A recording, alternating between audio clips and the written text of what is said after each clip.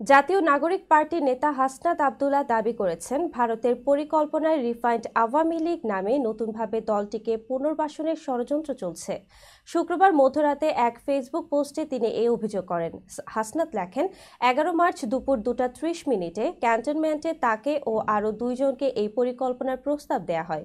প্রস্তাবে সাবের হোসেন চৌধুরী, শিরিন শারমিন ও তাপসকে সামনে রেখে নতুনভাবে আওয়ামী লীগকে গঠন করার কথা বলা হয়।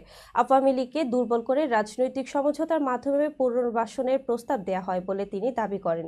তিনি জানান, পরিকল্পনা অনুযায়ী নতুন আওয়ামী লীগের নেতারা এপ্রিল-মে মাস থেকে শেখ পরিবারের অপরাধ স্বীকার করবেন, হাসিনাকে অস্বীকার করবেন এবং বঙ্গবন্ধুর আদর্শে ফিরে যাওয়ার প্রতিশ্রুতি দেবেন।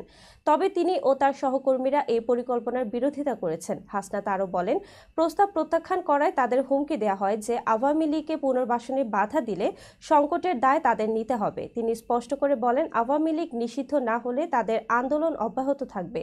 তিনি জনগণের সমর্থন চেয়ে আওয়ামী লীগের পুনর্বাসন পরিকল্পনা রুখে দেওয়ার আহ্বান জানান।